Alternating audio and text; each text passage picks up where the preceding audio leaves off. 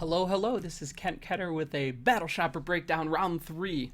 And guess what? We were on the roll again, so let's get on the play here.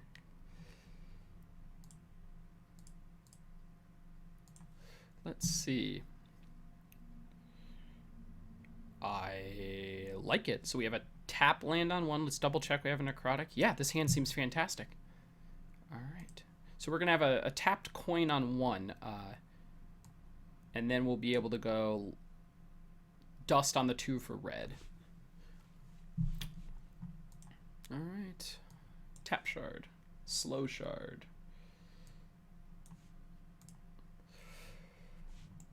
So most likely we're going to be playing against a like an intrepid conjurer aggressive strategy. All right.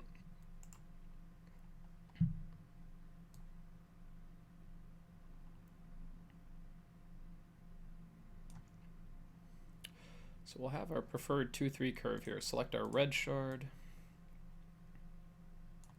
I really like how with these champions presenting, you already have an idea of what's going on. So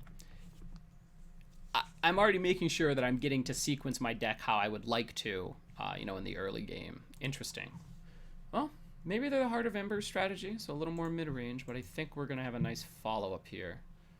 I feel like this Crusader's a lot of upside.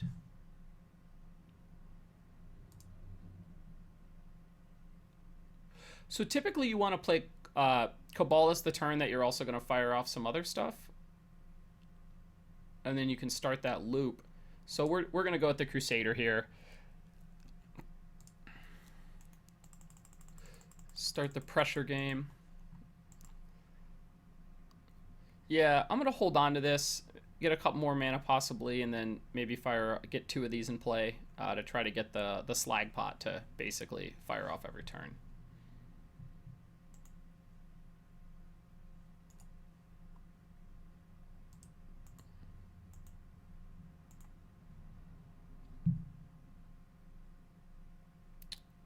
Okay, so we can play the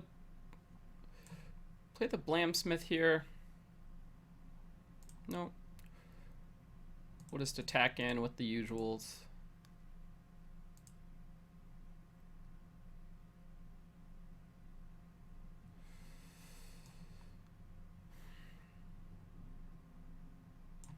So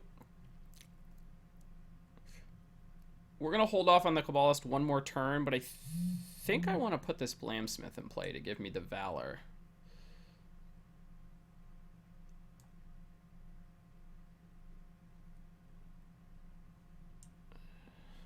So the question now, if next turn... No, I can hold on to the Valor. So I have four resources for next turn. That would let me play the Cabalist, activate, and then post-combat I could cremate for free and get the Valor in play, which seems fine.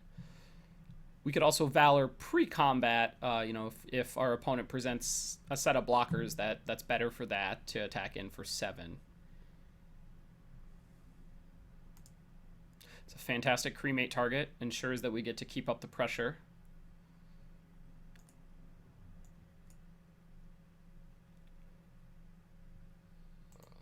Okay.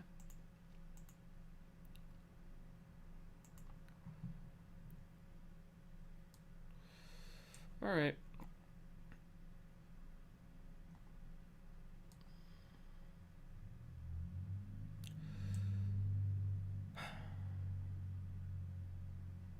So,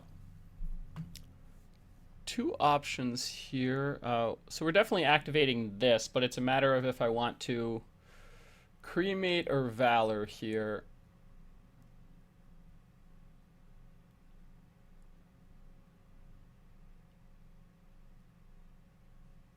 I'm going to Valor here.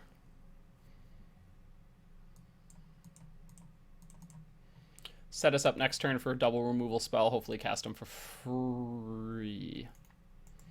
If our opponent wants to present both creatures to block on the Blamsmith, we'll take the Satyr's Roost-Bard, but I can't imagine they're gonna... Yeah, they're just gonna take the simpler round of activations. Okay. And now we get to, If we get to untap again, the Kabbalist will just basically be cremate there. Yeah. Much bigger fan of, thinking between the cremate versus the Blamsmith lines. I like the cremate line. The downside, obviously, is going to be if our opponent cremates this, we're almost priced into having to, let's see. So, oh, he cremated there. That's pretty good for us.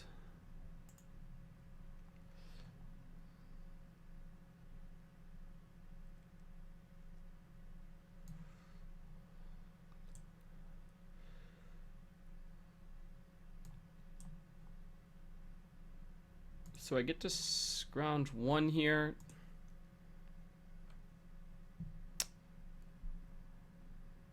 I do on this one, but not the other one. Yes. You.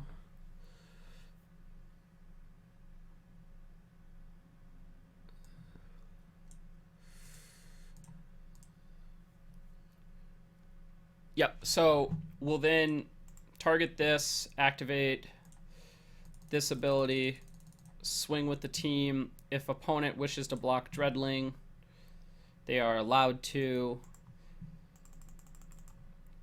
So if we get a block here, 8, 11, 12, I mean, we can't. They would have to put it in front of something a little bit larger.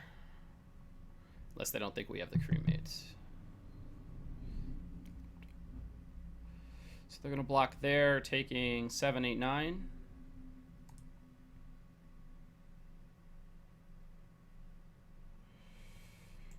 I feel like we just pass back here. Our opponent has to untap with a sweeper. When they do, we can keep Gravengeist and just attack them for 3 afterwards. Yep, okay. Don't have the Clash. That should take care of that.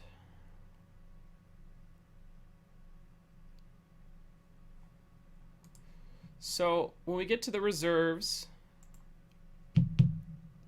interested to see if we can just cremate that. Sounds like they were relying on that to have.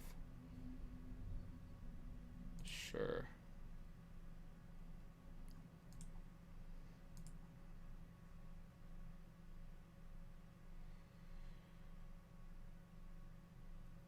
OP is still, yep, okay. I believe they were still just dead, you know, with the combat damage there. All right, now in the reserves, let's get spicy here. So we're gonna start with the simple Vengeance. A couple deeds as well. What we're looking to get rid of are some of the less impactful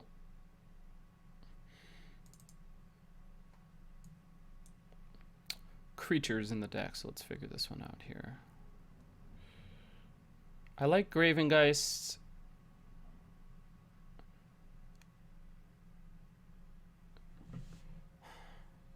Yeah, we're just looking for kind of two 1-ups to cut. The Blamsmith blocks for 3. I think we can trim a Rust Bucket. We're not desperately in need of that. 2/3 blocker is pretty good.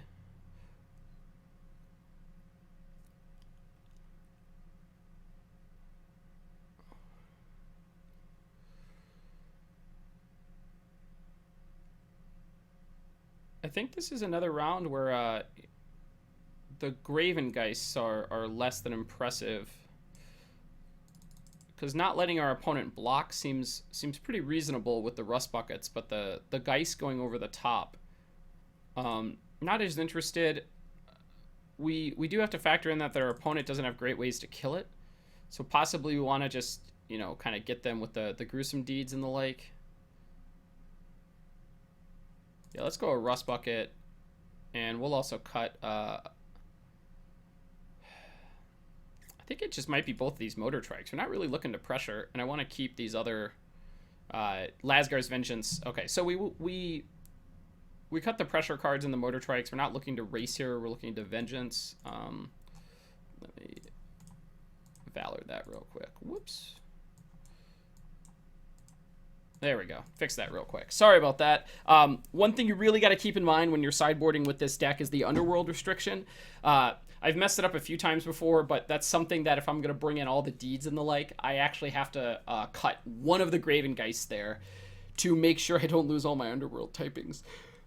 Alright, this looks fine. We have the removal spell for their actual threat. And we get to go 2-3, so... Yeah, cutting the Lasgars was not correct. That's not what you should be doing in the matchup, but when you need to make sure you submit something for the next round, just fix it there. So I will make sure after game 2 here to go back and fix that. I don't want to say I've done it a lot, but I've done it a few times. Apologies for that. I've done it a few times, while trying to play through my matches. You get thinking about sideboarding a little bit much, and you're messing with your last 2 cards, and then suddenly you realize, crud. I not only was messing with my last 2 cards, but I was also specifically not going to get it done because I forgot about the GMing. Like when you waffle the Blamsmith back and forth. Yeah.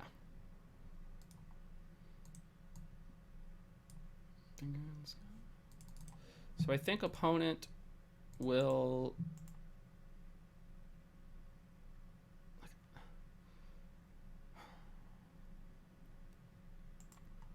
I'm just gonna call them on their bluff here. Like I don't know what their combat trick is, but if they've got it, that's fine. Totem trap. Okay. That's definitely on me for not being aware of the trap being boarded in. I do like that we get to... So... Yeah.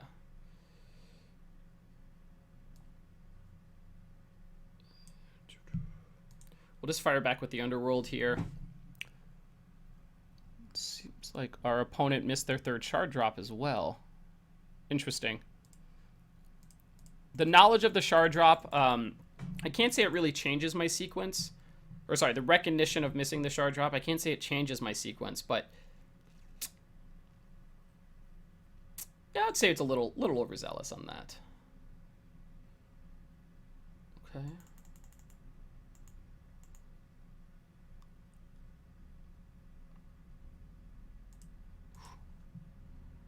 Good stuff right there. So we'll get to fire off a removal spell on this hero and a legend.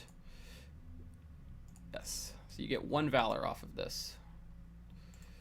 I would really appreciate if we could draw a 4th shard. Okay. We cannot.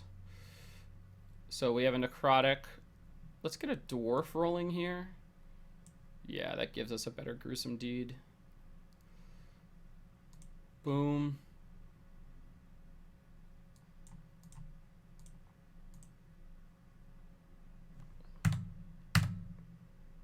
Actually, so the correct sequence here, and this is something that comes up, well, it's just not that complicated. Attack with all your creatures. Get your Lasgar's Vengeance to reduce in cost. Post-combat, you Gruesome Deed away. Targeting the hero of legend. And from there, we're really set up for this Lasgar's to take over the game. That really is a huge release valve on the pressure. The fact that we have a follow-up of Apprentice plus Lasgar's next turn, I'm kind of hoping our opponent, like, floods the board on us. Sure. Gonna draw a card. Oh yeah. Looks great.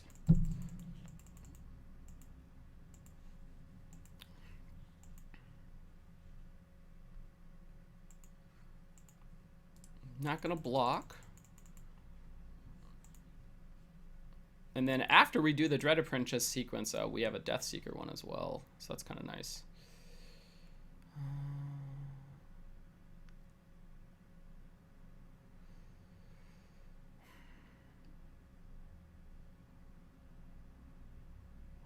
So, I think I can milk the Lasgar's Vengeance one more turn.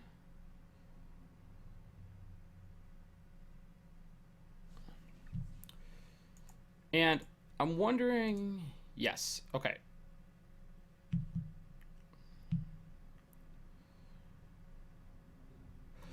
So, my options here are I can Valor this to Kraken with both to deal 7, which seems reasonable.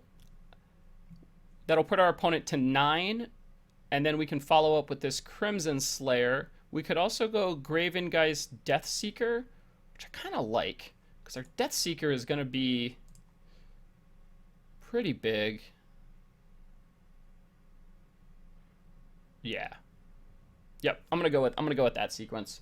We'll Valor first. Kraken for 7.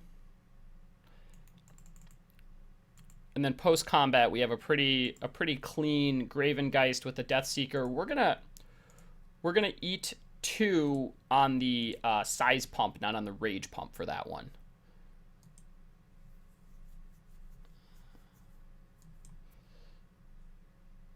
No. Yes. So now we have a 3-1 and a 4-3.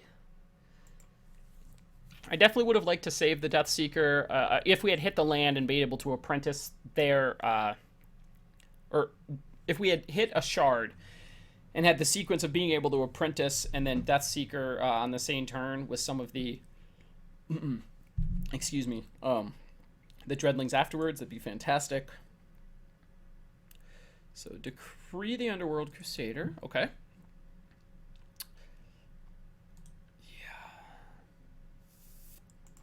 And this sequence right here, I mean, our opponent played some very powerful things, did some really nice, powerful choices, but, like, they don't beat Lasgar's Vengeance. I'm really hesitant, for anyone who selects decks in the format that are not very well positioned to beat up on the Lasgar's decks. We were short 1 there and still took that down. So that was round 3. We are now 2-1, 4-0. Let's see, that puts us at 5-2 in games. We lost our 2 games in the mirror, and we seem to kind of run over the other decks. So this was Kent Ketter with a Battleshopper breakdown, bringing you round 3 of the Arcanum Vault, playing Redlings. Join us back here for round 4 and a quick rack up. Thanks a lot.